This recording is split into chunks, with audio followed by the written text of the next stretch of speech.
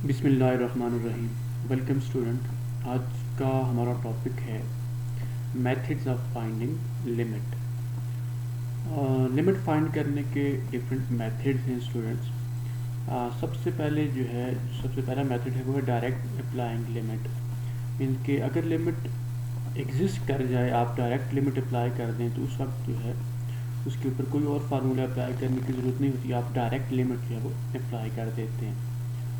Sometimes direct limit apply करने से limit जो है वो एग्जिस्ट नहीं करती, तो फिर फैक्टराइजेशन जो है वो की जाती है, और फैक्टराइजेशन से वो टर्म जो अनडिफाइंड बना देती है आपके फंक्शंस को, उसको कैंसिल आउट कर दिया जाता है। समटाइम्स ऐसा होता है कि फैक्टराइजेशन भी काम नहीं करती, तो हम रैशनलाइजेशन जो है इस प्रोसेस को अप्लाई करते हैं। रैशनलाइजेशन क्या होता है कि हमने कॉन्जुगेट से मल्टीप्लाई और डिवाइड करना होता है यहाँ पे, और ये उस वक्त काम आता है। ये मेथड इम्पॉर्टेंट होता है, अप्लाई कर सकते हैं जब आपके पास फंक्शंस में रूट्स इन्वॉल्व हों। सो रैशनलाइजेशन ज़्यादातर इन मेथड्स में जो है वो अप्लाई होती है। अब अगर ऊपर वाले तीनों मेथड्स अगर फेल हो जाएं तो फिर ये है कि समटाइम्स फार्मूला जो है लिमिट्स के चंद रूल्स भी हमारे पास होते हैं, फार्मूला उनको भी यूज़ करते हुए लिमिट जो है वो फाइंड की जा सकती है। अब स्टूडेंट, लिमिट जो है वो एग्जिस्ट कब नहीं करती? जब भी हम लिमिट के क्वेश्चन को सॉल्व करते हैं तो हमारी कोशिश ये होती है कि उसकी लिमिट जो है वो एग्जिस्ट कर जाए। अगर किसी भी फंक्शंस के डिनोमिनेटर में जब ज़ीरो आ जाए तो ये अनडिफाइंड ये वैल्यू होती है, इसको आप इन्फिनिटी कह सकते हैं। सो उस वक्त जब डिनोमिनेटर में ज़ीरो बने तो उस वक्त जो है वो लिमिट एग्जिस्ट नहीं करती, तो उसको ज़ीरो से बचना होता है किसी तरीके से। फिर इसके अलावा रूट्स के अंदर अगर नेगेटिव वैल्यूज़ आ जाएं तो चूँकि से -2 ये एक फंक्शन है, 2x ऐसे है।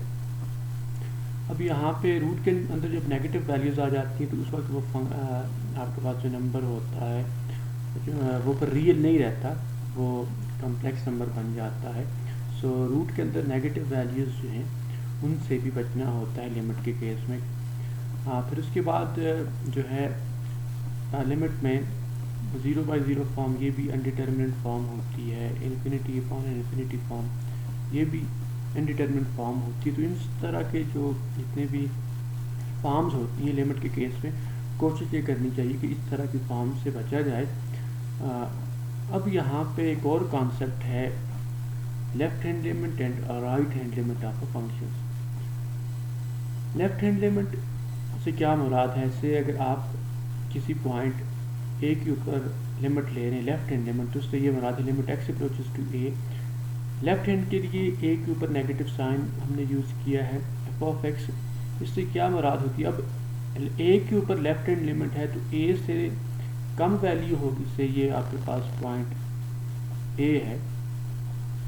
सो ए को जब आप लेफ्ट हैंड साइड से अप्रोच करेंगे तो ए से कम वैल्यूज आएंगी, तो से ए माइनस समथिंग एच, तो एच के ऊपर हम ये लिमिट अप्लाई कर देते हैं, limit H approaches to 0। So h जितना भी स्मॉल हो, ए माइनस एच जो है वो ए से छोटा ही होगा, कम होगा। So limit x approaches to a f of x, ये नेगेटिव साइन जिनके लेफ्ट हैंड लिमिट किसके इक्वल होती है? This is equal to limit H approaches to 0 F of a minus h. इसी तरीके से राइट हैंड लिमिट की definition, a point के ऊपर राइट हैंड लिमिट क्या होगी? Limit x approaches to a, इसके ऊपर पॉजिटिव साइन यूज किया है, राइट हैंड लिमिट का सिंबल है F of x is equal to limit H approaches to 0 F of A plus H. So इसी तरीके से ए पॉइंट के ऊपर जब आप राइट हैंड साइड से इसको अप्रोच करेंगे, तो ए को राइट हैंड साइड से अप्रोच कर रहे हैं तो ए प्लस एच मीन्स कि ए प्लस एच, एच आप जितना भी स्मॉल ले लें तो ए प्लस एच जो है वो ए से बड़ा ही होगा, लिमिट एच अप्रोचेस टू 0। तो इसको आप ऐसे लिखते हैं, limit x approaches to a plus f of x is equal to limit H approaches to 0 F of A plus h. Sometimes left hand limit और राइट हैंड लिमिट जो है ये मेथड जो है अप्लाई करना पड़ता है किसी भी फंक्शन की लिमिट फाइंड करने के लिए। अब अगर किसी फंक्शन की लिमिट एग्जिस्ट करती है तो उसकी लेफ्ट हैंड लिमिट और राइट हैंड लिमिट जो है वो आपस में इक्वल होनी चाहिए। Left hand limit is equal to right hand limit. अगर लेफ्ट हैंड लिमिट और राइट हैंड लिमिट इक्वल हैं तो उस वक्त फंक्शन की जो लिमिट है वो एग्जिस्ट करती है। सो लिमिट के एग्जिस्ट करने का एक क्राइटेरिया ये भी है कि उसकी लेफ्ट हैंड लिमिट और राइट हैंड लिमिट जो है वो आपस में इक्वल होनी चाहिए। अब लेफ्ट हैंड लिमिट और राइट हैंड लिमिट जो है ये हम किस वक्त लेते हैं, ये पीस वाइज फंक्शंस में हमारे पास पीस वाइज फंक्शन जब आ जाए तो उस वक्त ये मेथड काफ़ी जो है ये इफेक्टिव होता है पीस वाइज फंक्शंस के लिए। वहाँ पे लेफ्ट हैंड और राइट हैंड लिमिट का कॉन्सेप्ट यूज़ होता है। तो इसी तरीके से हमारे पास अगर रेडिकेंट फंक्शंस आ जाएं, रेडिकेंट फंक्शंस इस तरह के फंक्शंस में भी मीन्स कि जिन फंक्शंस में रूट्स इन्वॉल्व हों, for example limit x approaches to 2 x minus 2। अब इसकी लिमिट अब डायरेक्ट तो लिमिट 2 तो नहीं पुट कर सकते क्योंकि जब आप इसको लेफ्ट हैंड साइड से अप्रोच करेंगे सो x की वैल्यू जो है वो 2 से कम होगी, तो उस वक्त रूट के अंदर जो है वो नेगेटिव वैल्यूज आएंगी, तो उस वक्त जो है वो फंक्शन की लिमिट एग्जिस्ट नहीं करेगी। जब इसको राइट हैंड साइड से अप्रोच करेंगे सो उस केस में यहाँ पे इसकी लिमिट जो है वो एग्जिस्ट कर जाएगी। सो इस तरह के केसेस में भी जो है जब हमारे पास रेडिकेंट फंक्शंस आ जाएं तो लेफ्ट हैंड लिमिट और राइट हैंड लिमिट जो है ये ज़्यादा इफेक्टिव होती है। फिर इसी तरीके से ग्रेटेस्ट इंटीजर फंक्शंस जो हैं उनकी लिमिट के लिए भी ग्रेटेस्ट इंटीजर फंक्शंस इनकी लिमिट जो है फाइंड करने के लिए भी लेफ्ट हैंड और राइट हैंड का कॉन्सेप्ट जो है वो यूज ये जो मेथड है ये काफ़ी इफेक्टिव साबित हो सकता है। अब स्टूडेंट हम आते हैं एक्सरसाइज के ऊपर। एक्सरसाइज के चंद क्वेश्चन जो है वो डिस्कस कर लेते हैं। एक्सरसाइज 1.3 है, exercise 1 to 48, question 1 to 48 find limit if it exist. Limit हमने फाइंड करनी है। फर्स्ट है G limit x approaches to under the root 2 15। अब चूंकि ये कांस्टेंट फंक्शन है तो कांस्टेंट फंक्शन जो है अब चूंकि इसमें x नहीं है तो इसके ऊपर लिमिट का कोई असर नहीं होगा, तो ये किसके इक्वल आएगा, दिस इज इक्वल टू 15 ही इसका आंसर आएगा। क्योंकि x होता तो हम उसकी जगह अंडर द रूट 2 वैल्यू लेते, क्योंकि x में मौजूद नहीं है तो इसका आंसर जो है ये, क्योंकि यहाँ पे हम डायरेक्ट लिमिट अप्लाई करें, डायरेक्ट लिमिट अप्लाई करने से इसकी लिमिट एग्जिस्ट कर रही है, तो इसका आंसर 15 ही होगा। क्वेश्चन नंबर 3 है limit x approaches to -2x। So जो x की वैल्यू क्या आपने लेनी है -2, तो अप्लाई कर देंगे जी लिमिट अप्लाइंग लिमिट, क्योंकि डायरेक्ट लिमिट पुट करने से इसकी लिमिट एग्जिस्ट कर रही है तो डायरेक्ट लिमिट अप्लाई कर देंगे। सो बन जाएगा x की जगह -2 वैल्यू लेंगे तो इसका आंसर आ जाएगा -2। नेक्स्ट क्वेश्चन है G limit x approaches to -2x -5। So x की जगह -2 वैल्यू पुट करें तो देखें ऊपर आएगा -2 -5 और डिनोमिनेटर में भी 0 नहीं आ रहा। x की जगह -2 वैल्यू लेंगे तो 4 × -2 -8 + 3। सो डायरेक्ट लिमिट हम इसकी अप्लाई करेंगे। सो अप्लाइंग लिमिट के लिए जहाँ पे x है वहाँ पे -2 वैल्यू लेंगे, -2 -5 और ये बनेगा -7 और डिनोमिनेटर में जब -2 लेंगे तो -8 + 3 इज इक्वल टू ये 5 आ जाएगा तो -7/5 इसकी लिमिट बन जाएगी। नेक्स्ट है student limit x approaches to 2x - 2x³ -2। अब यहाँ पे अगर हम डायरेक्ट लिमिट पुट करें तो x की जगह जब 2 वैल्यू लेंगे तो ऊपर आएगा 0 और डिनोमिनेटर में भी 8 - 8 0/0। अब चूँकि ये इनडिटर्मिनेट फॉर्म है तो डायरेक्ट लिमिट इसके ऊपर अप्लाई नहीं की जा सकती। अब यहाँ पे दो मेथड से आप इसकी लिमिट फाइंड कर सकते हैं।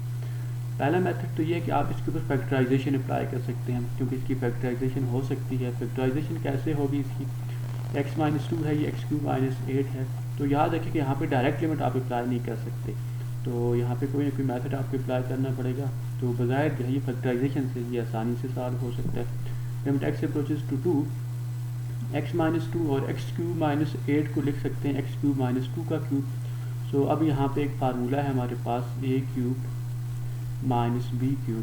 इस फार्मूला को हम यूज़ करेंगे, this is equal to a - b × a² plus a b plus b square. इस फार्मूला को अप्लाई करेंगे तो ये x cube minus two cube इसकी ये फॉर्म बन जाएगी। यहाँ से देखें एक्स माइनस टू से कैंसिल हो जाएगा।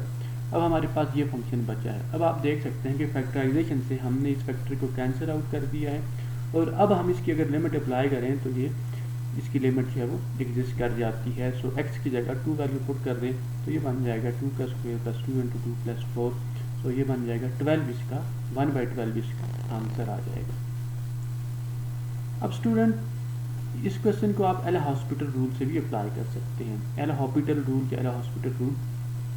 ये रूल होता है 0/0 फॉर्म या इन्फिनिटी बाई इन्फिनिटी फॉर्म के लिए।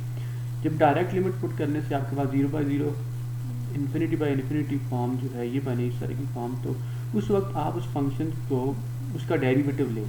से ये limit x approaches to a f of x upon g of x से ये अगर 0/0 फॉर्म है या इन्फिनिटी बाई इन्फिनिटी फॉर्म है स्टूडेंट्स, तो इस केस में आप इस फंक्शन का ऊपर वाले फंक्शन का अलग डेरिवेटिव लें और डिनोमिनेटर वाले फंक्शन का अलग डेरिवेटिव लें और फिर इसके ऊपर लिमिट अप्लाई करें, तो ये दोनों लिमिट आपस में इक्वल होंगी।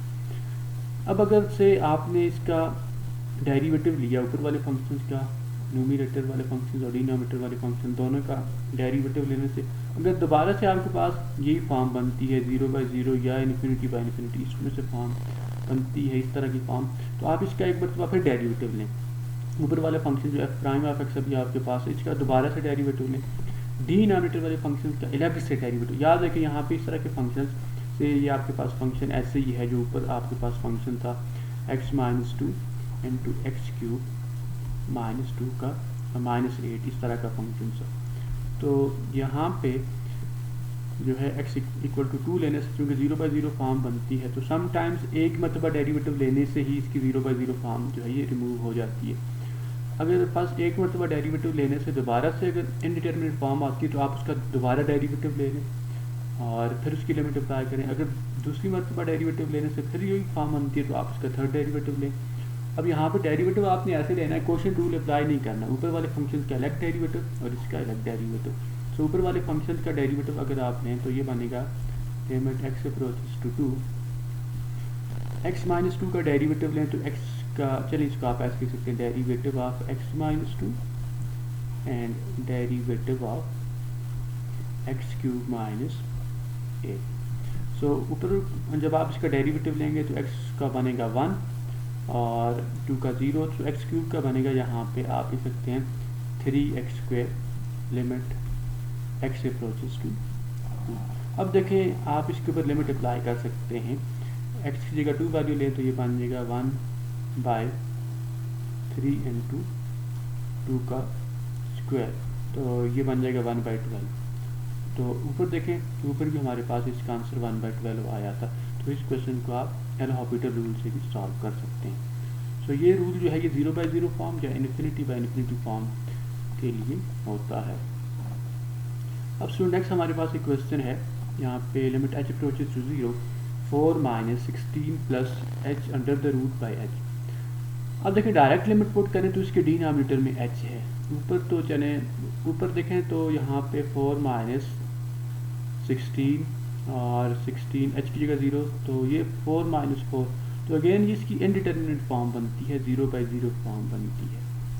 अब इसके ऊपर आप एल हॉस्पिटल रूल भी अप्लाई कर सकते हैं स्टूडेंट्स, नहीं तो यहाँ पे हम इसको रैशनलाइजेशन मेथड से सॉल्व कर सकते हैं। क्योंकि इसमें रूट्स इन्वॉल्व हैं तो इसको हम रैशनलाइज करते हैं students. So limit h approaches to 0, so 4 - 16 plus under the root h upon h। So इसको मल्टीप्लाई कर देते हैं 4 + 16 plus h under the root और 4 + 16 plus h under the root, इससे मल्टीप्लाई भी कर दिया और डिवाइड भी कर दिया। ऊपर हमारे पास फार्मूला बन जाएगा। इसका फार्मूला क्या है जी, a + b into a minus b is equal to a² - b²। तो ये फार्मूला अप्लाई करेंगे, यहाँ से रूट जो है वो कैंसिल हो जाएगा स्क्वायर के साथ। तो हमारे पास इसकी फॉर्म बन जाएगी 16 - 16 माइनस h और यहाँ पे डिनोमिनेटर में h इंटू 4 + 16 प्लस h और यहाँ से नेक्स्ट स्टेप में h से कैंसिल हो जाएगा। अब हमारे पास ये जो फंक्शन है ऊपर अब 1 बचा है -1 और डिनोमिनेटर में जो भी फंक्शन है, अब ये 0 इसके डिनोमिनेटर में नहीं आ रहा। सो ये इसकी लिमिट अब एग्जिस्ट कर जाएगी, तो लिमिट अप्लाई करेंगे -1 4 प्लस 16, जहाँ पे h है वहाँ पे 0 पुट कर दिया है स्टूडेंट्स, और ये बन जाएगा -1/8 इसकी लिमिट बन जाएगी। तो इसको एल हॉस्पिटल रूल से भी सॉल्व किया जा सकता है।